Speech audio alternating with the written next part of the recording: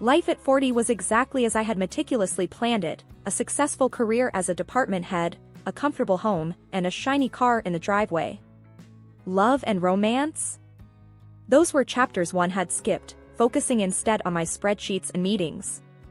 Until one unassuming evening at my friend Lisa's party, where my well-ordered world took an unexpected turn.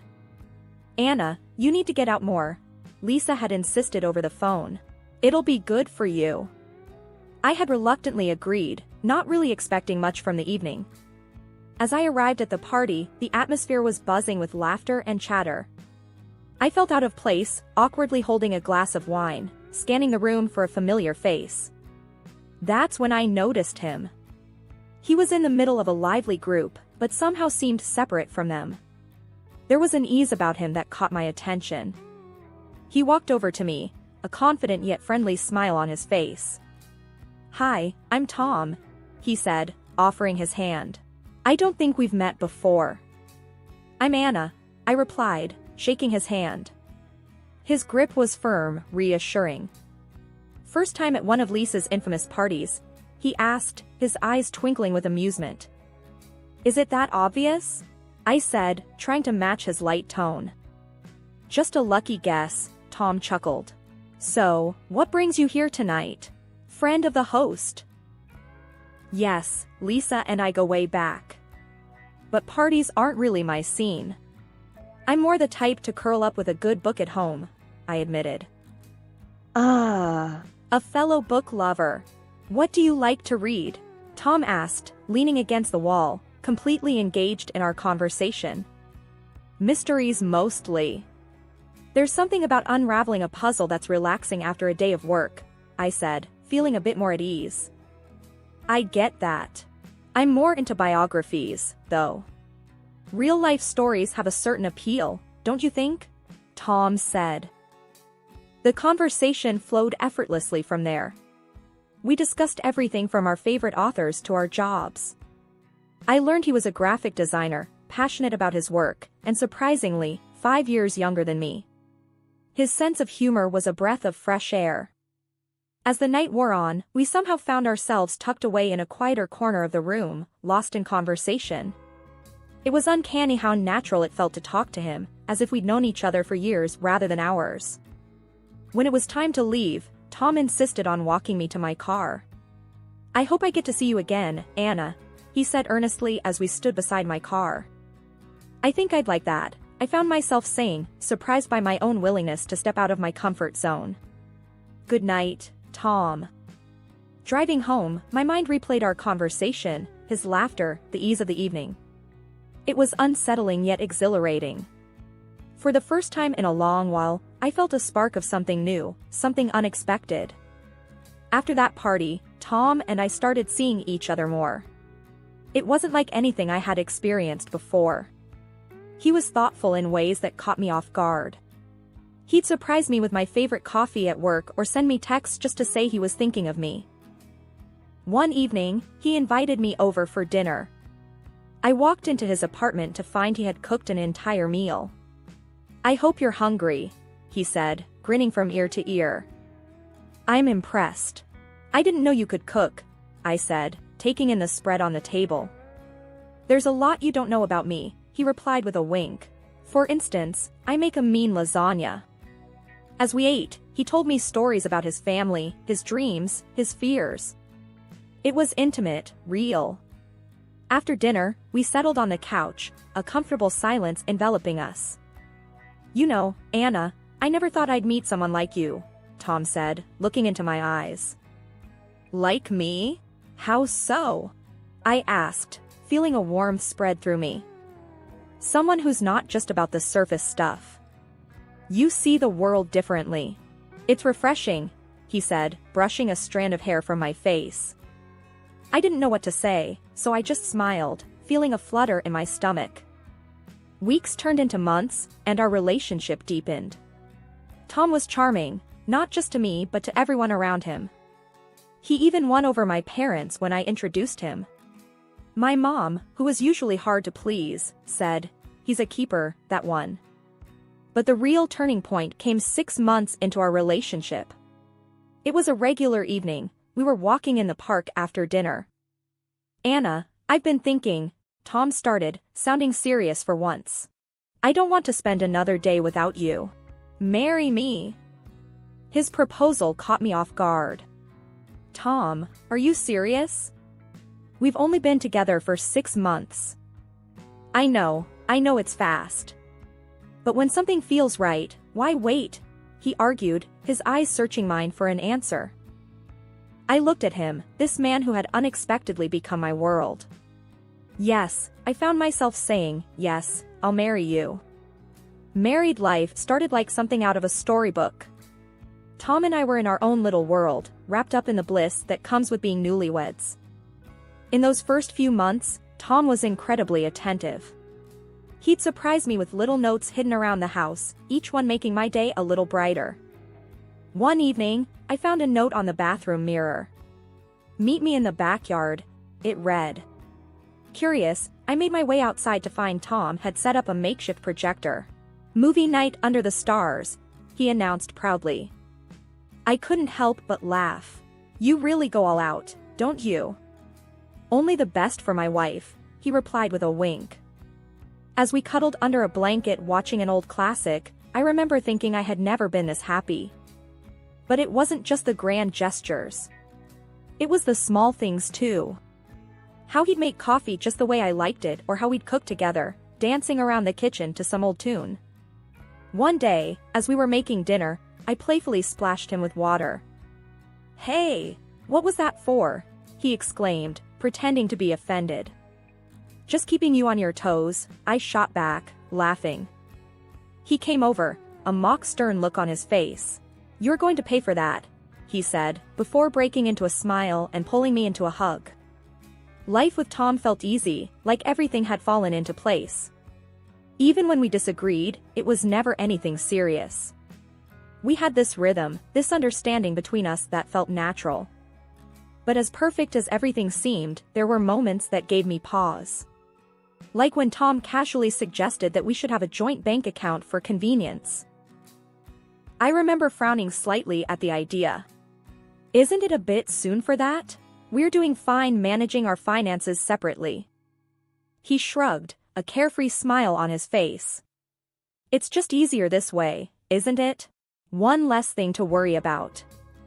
I hesitated but eventually agreed. After all, we were married now. Sharing a bank account seemed like a logical step in our partnership. The shift was subtle at first. After we merged our bank accounts, I noticed small discrepancies in our finances. Tom started spending more, often on things that seemed extravagant. One evening, I decided to bring it up. We were sitting in the living room, bills scattered on the coffee table. Tom, I've been noticing some large amounts coming out of our account lately. Fancy suits, high-end gadgets, it's a bit much, don't you think? Tom looked up from his phone, seemingly unfazed. Oh, that. Well, I need to look the part, don't I? You can't have your husband looking shabby. I frowned.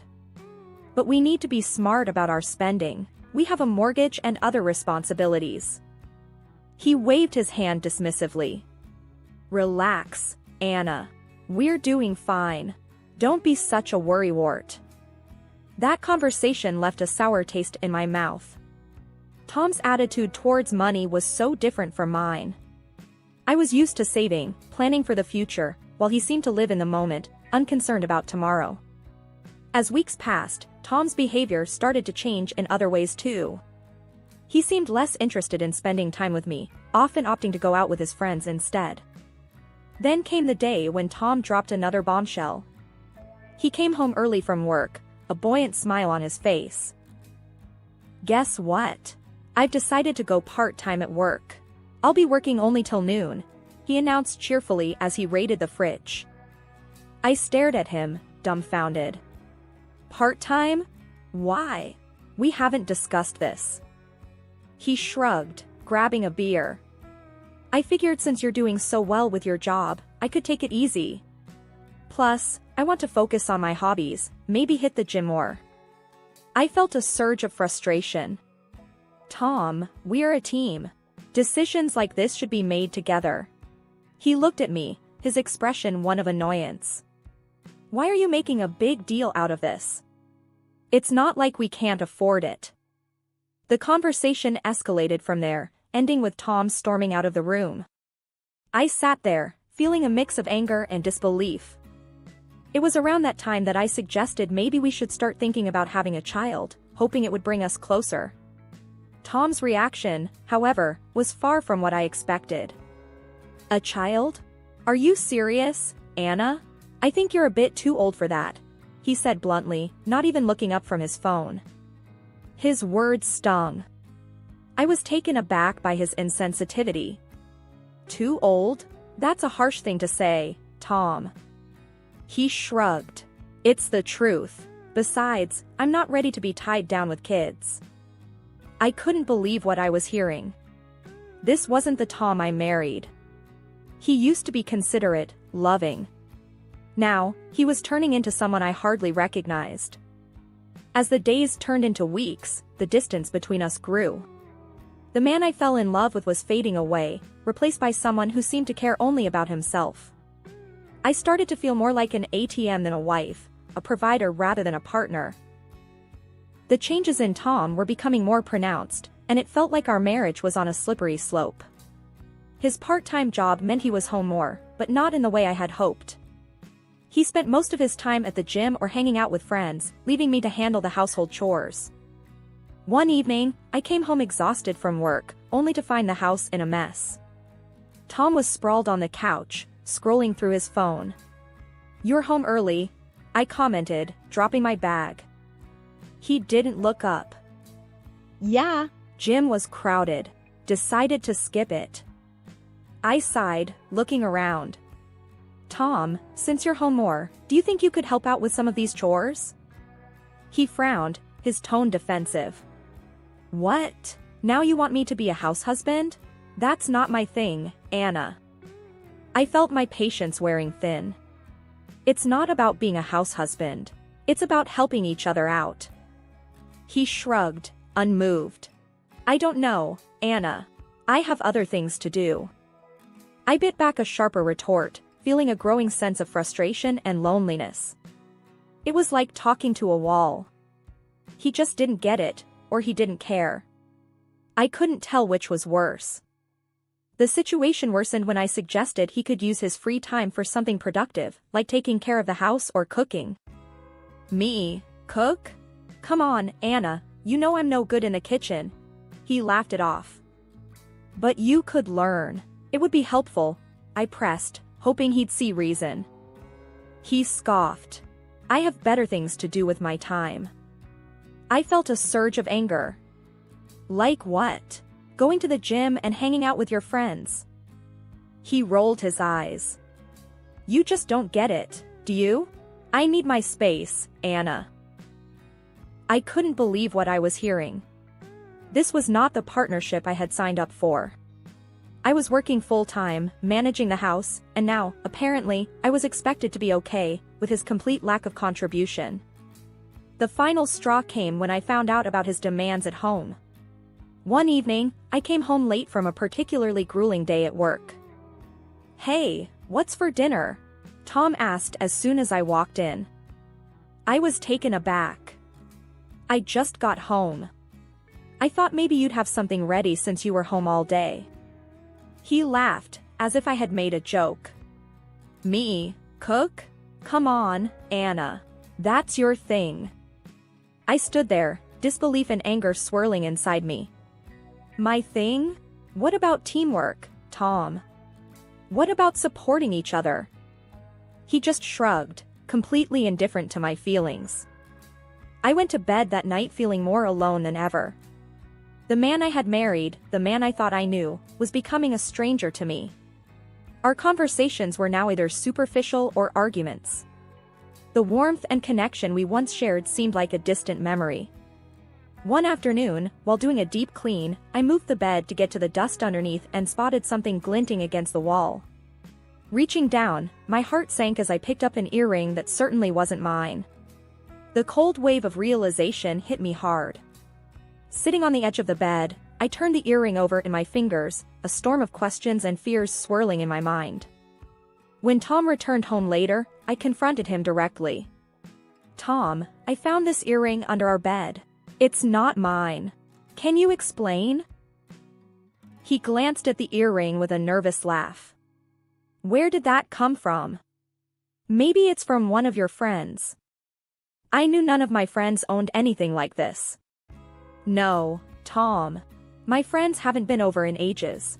And they don't wear this style. He gave a casual shrug, but I could tell he was uneasy. I don't know, Anna. Maybe it's yours and you forgot about it. I felt frustration building inside me.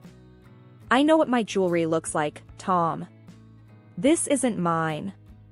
There was a tense silence. Finally, Tom sighed and admitted, okay, it probably belongs to a friend of mine. A friend? My voice trembled with a mix of disbelief and hurt. Yeah, she must have dropped it when she was here, he said, avoiding my gaze. The room seemed to spin as I processed his words. When she was here, in our house, in our bedroom. He gave a half-hearted defense. It's not a big deal, Anna. It was just a visit. I was incensed. Just a visit? You brought another woman into our home, our bedroom? That's a big deal, Tom. He tried to downplay it, but I could see right through his act. You're overreacting, Anna. It was nothing. The conversation escalated from there, ending with Tom storming out and me left alone, feeling a deep sense of betrayal.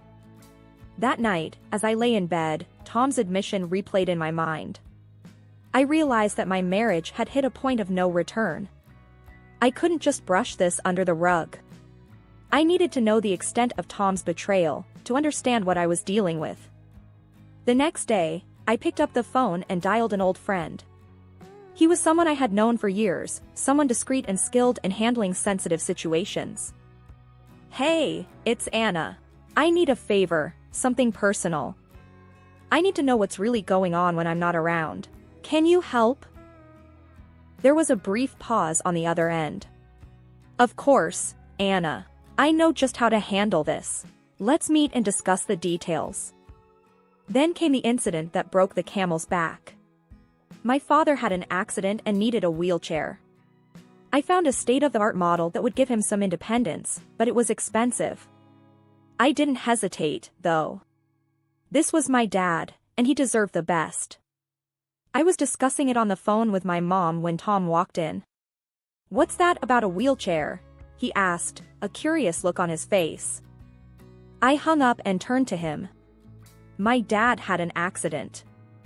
I'm buying him a modern wheelchair to help him get around. He raised his eyebrows. Sounds expensive. How much? I told him the amount, and his reaction was shocking. Are you crazy?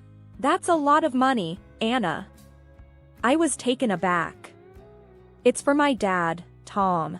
He needs it. He scoffed. Your dad's old, Anna. Why waste so much money on a wheelchair? You should be saving that for us, for our future. I felt a surge of anger. It's my money, Tom. And it's for my dad. I'm not going to skimp on something he needs. Tom's face turned red. Your money? What about our money? You know what you should be buying instead? That motorcycle I've been looking at. That's a better investment than some old man's wheelchair. I couldn't believe my ears. A motorcycle? You think a motorcycle is more important than my injured father? He shrugged. Yeah, I do. I work hard. I deserve it. I shook my head in disbelief. You barely work, Tom. And even if you did, my father's needs come before your wants. He got in my face, his voice raised. You're being selfish, Anna. All you care about is your family. What about me? What about what I want? I stood my ground. This isn't about you, Tom. This is about my father needing help, and I'm going to give it to him, whether you like it or not. Tom laughed mockingly. You know what, Anna? I married you for your money. You're just an old, ugly woman who I thought would be easy to control. But I see now you're just a fool. If you don't buy me that motorcycle, I'll divorce you. And good luck getting married again at your age. Let's see who'd want you after me. I felt a surge of anger mixed with determination. Reaching into the drawer of the coffee table, I pulled out a folder and slammed it onto the table. These are pictures from a private detective, Tom. They show exactly what you've been up to when I'm not around, I said, my voice steady despite the turmoil inside. His smirk faltered as he flipped through the photos, his face turning pale. The images were undeniable proof of his infidelity, his betrayal laid bare for him to see. And this, I continued, pulling out another set of documents, is our divorce paperwork. I'm done, Tom.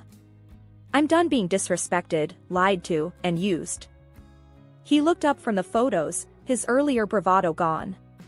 Anna, please, we can talk about this.